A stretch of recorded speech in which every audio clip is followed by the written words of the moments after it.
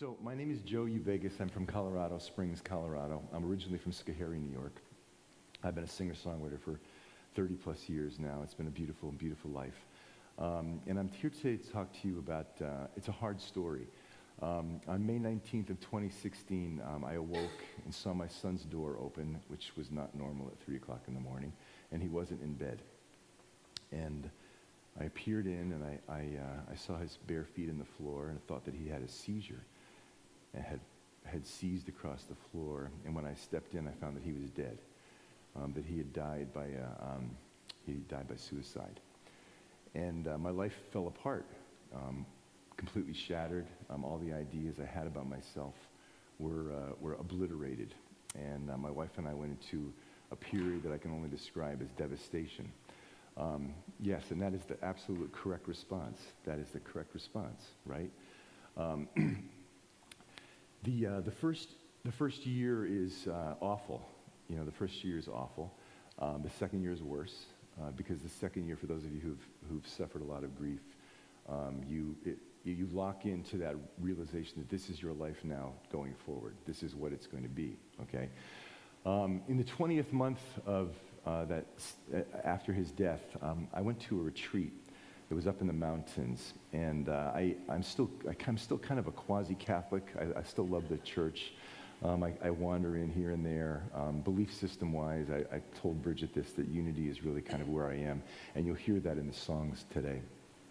I was at this retreat, and I was a drowning man, and I heard a story there that was told by a Catholic bishop from Colorado Springs. His name was Richard Hannafin, Dick Hannafin. And we had invited a woman named Franny Rose to tell her story that Saturday morning, but she was not well enough to tell the story.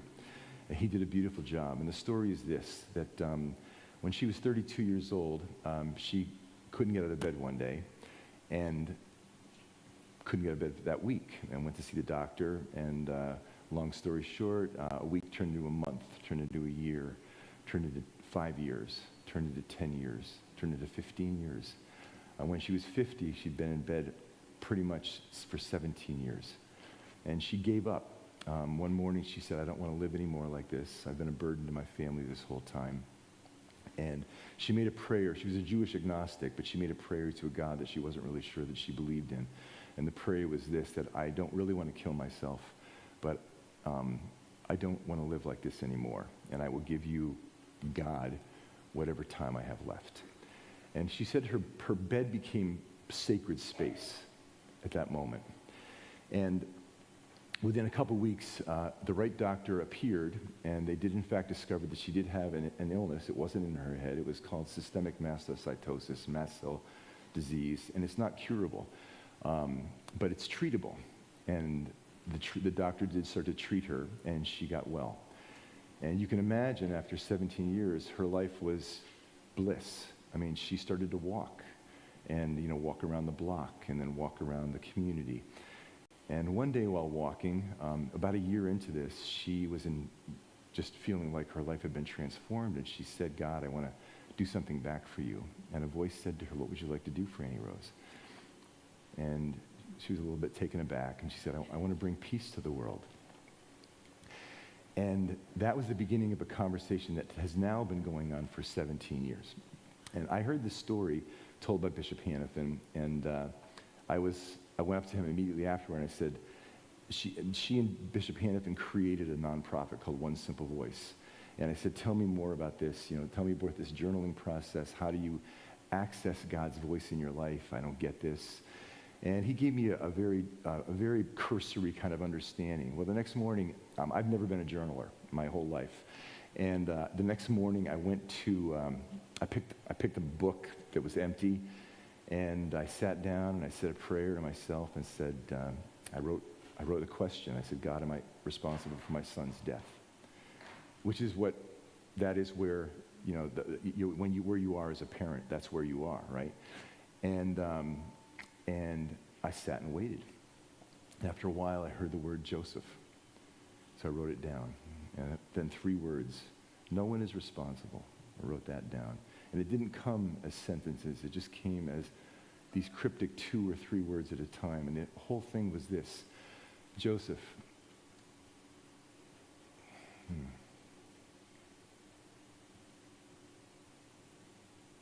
No one is responsible for the actions of another. It's true you lost your temper with Andrew at times, but you know this already. What you're forgetting is that he's my son as well, and we are in an intimate relationship right now, and all is well. And I went back and read it, and of course I burst into tears, right? And I thought, this is bizarre, right? And I asked another question, and then over the course of the next 6 days, I kind of went deeper and deeper. And on the 6th day, I asked the question, why am I anxious all the time? And the response was, you know, Joe, you say yes to everything. Some of you can relate to that, I'm sure. And he said, you know, there's great power in no as well. And he said, you have to realize that for me, you're like a rose on a bush. First, there's a stem, and the stem knows nothing of what's coming. But the bush knows. And over time, a bud forms. And the bud has no idea what it will be, but the bush knows. Eventually, this flower unfolds, each moment a mystery to itself. I know your every hue, every petal, every curve. You are complete in me already and becoming more so. And I was flabbergasted at this point. And I called Franny Rose up, and Franny Rose is the woman, she's become my teacher. And I said, Franny, I need to see you because I hadn't met her yet, okay? And she said, well, Joe, come in. I know who you are. Please come in and see me. And I was like frightened. I was frightened, petrified. And when I went in to see her, she said, you know, anytime you place a barrier between yourself and God, it's always your ego that is petrified of stepping into the mystery, right? We are rational people. We're hyper-rational people in our culture, and we don't want to go there, okay? So I went in, and she said, read to me what's happening. And I read to her, and when I got to that day, she said, Joe, is that your voice? And I said, no. And she said, why not? I said, because my voice is filled with guilt and pain and the truth that I believe I will go to my death carrying this awful burden, right? And I said, this doesn't feel like my voice. And she said, you know, I think what's happened here is that your ego has been so shattered by this loss that you are open in a way that you've opened up to mystery here. And that was the beginning. And then she said, would you like to work with me? And I said, yes. And she said, no. No. Said, you have to take 24 to 48 hours to think about this. And she said, because what I'm going to ask you to do is you're going to journal every morning, and you're going to walk in nature every day. And I was like, okay. So I went home, and I did call her the next day and said, yes, I will do this. And I have been. It's been 6.5 years now. In fact, 6.5 years yesterday. And it's taken me on an extraordinary journey. And what I want to say about this is that, you know, when awful things happen to us, and everybody here understands suffering. I mean, part of the human condition is suffering. I know we talk in Unity a lot about joy and beauty, and that is all true. But we understand these things in relationship to their inverse. I mean, I know now peace. I know joy in a far, far greater, intimate way because of what has happened, because of my son Andrew's death. Okay, those two things are in relationship. They're informing me about my life, okay? So when you suffer, you have an option. And of course my option, you know, I could drink. I could take drugs, right? I could become a victim. I could become angry. And what I chose to do instead, and I credit my wife for this as well, we chose to cling together and feel it. And it was awful. It was simply awful. I would drive to Denver every morning. It was about an hour and 10 minutes. I was praying the rosary every day. I would pray once, sometimes twice on the way to Denver. And then once or twice on the way back, because in that first 6 months, I could barely hold it together. I literally didn't hold it together. I would drive on the right-hand side of the 3-lane highway, and I would weep. And every time a car would pass me, I would turn my head to the right so they wouldn't see these tears streaming down my face. And that was important. It was important for me to do that, to just keep going there, you know, to feel my heart squeezing together, to feel these tears flowing down my face, because it meant that I loved him. That's what grief is, right? because we miss this extraordinary person. That's what it is. So that's the first thing I want to say is, if you are suffering, go into it. Don't run away from it. Okay, it's there for a reason. It's there to teach you. Over the course of the 6 years that I've been doing this work now, some of the things that I've learned, and I want to stay on suffering for just a second. I have been getting this information now that because suffering is something that we all share, but we all do it differently. My suffering of my loss of my son is different than someone who's suffering with drug and alcohol addiction, or someone who's suffering with bulimia, or weight issues, or there's myriads of ways, cancer, illnesses. All these things. We all have these moments. We have these experiences. But I have come to believe, and I think this is really the message of Jesus, and this is part of the reason why I feel such an affinity for Unity, is because they're talking about Jesus in a different way than we were raised, right? That we were raised. And that is that Jesus understood. He got that he was part of this extraordinary community of divine sparks, all of whom are carrying this seed of the divinity around, and that we are here engaging with each other and learning from each other on behalf of each other and on behalf of this universal, beautiful, extraordinary God that's inside of everything. And as we understand our suffering and offer that, literally, and I offer it to you, Sister Anna, that this is my gift to you, my pain of my son's death. And you, in turn, have your suffering, which you offer on behalf of me. And these things, again, are in relationship, okay? We're not alone. We're not alone. We're doing this thing together. And it is a million times more powerful than any of us realize, because we're connected in a million different ways that we can't even begin to understand. So I guess I want to end with, this has actually gone far shorter than I expected, which is probably the way it should be. In fact, I know it's the way it should be. I know now, through this process, that I'm living inside of a miracle. And you are too. We're all living inside of an extraordinary miracle, which our minds tend to discount as coincidences, or this thing that happened. Right? The reason that Franny Rose requires that people walk in nature is because nature is God's nature. And when you walk in nature, and you walk not with, I'm going to get my 10,000 steps in today, right? Not with that kind of sensitivity, not with that kind of ethic, but with an openness to saying, Lord, show me something. This is my time with you. I give this time to you. What do you got? What do you got? And I say that jokingly, but I am literally walking with the intention of saying, oh my goodness, how interesting. There's a cross in my pathway. Okay? Oh my goodness. Back in January, on January 15th of 2021, I got home from lunch and I hadn't walked. And I was making an egg, and I suddenly felt incredibly anxious that I had to get out of the house to go on my walk. And I broke both eggs of my easy overs, and I'm an easy over guy, okay? Which, to break one is a small tragedy in my life, okay? To break two is like almost, literally unheard of. I don't think I had done it in 10 years.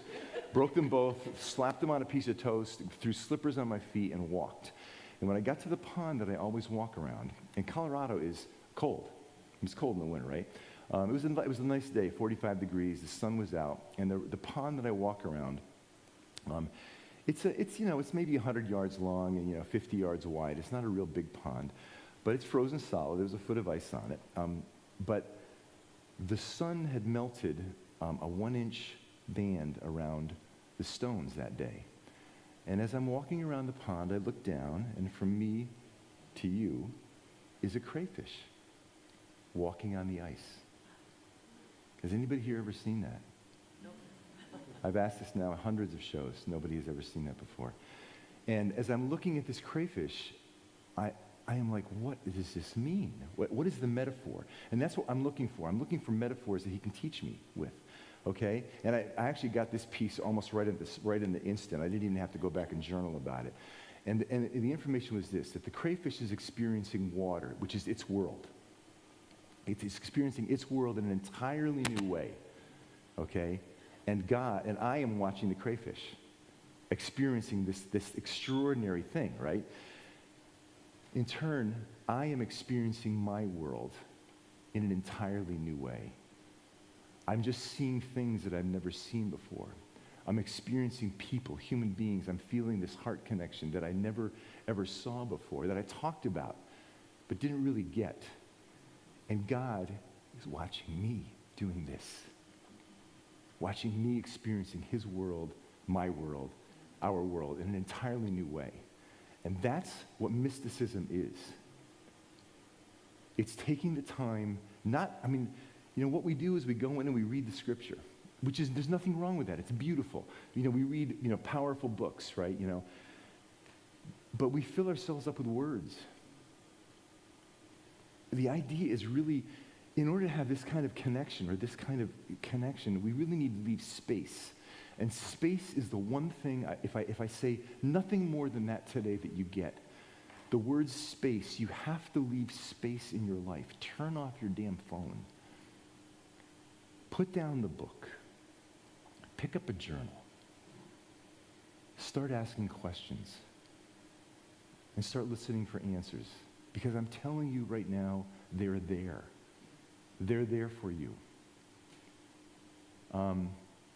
I try to live my life now, and Franny, this is something Franny teaches, as we.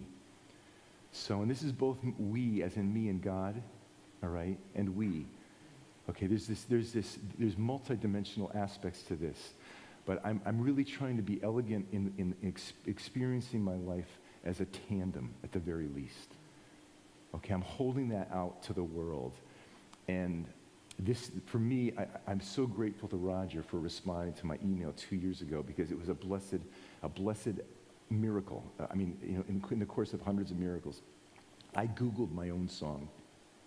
I Googled "Receive Who You Are," and the first thing that popped up was Unity of Albany. And I was like, what? I'm from Schoharie.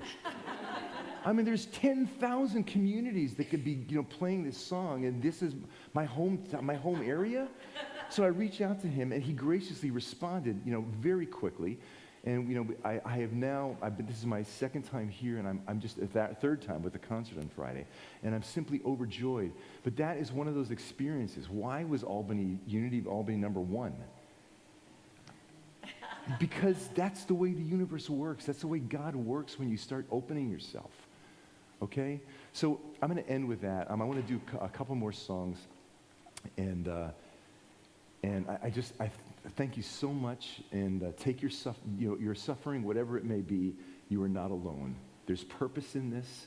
You keep moving forward. And if anybody wants to ask me questions about One Simple Voice afterward, I'm happy to answer them. God bless you all. Thank you.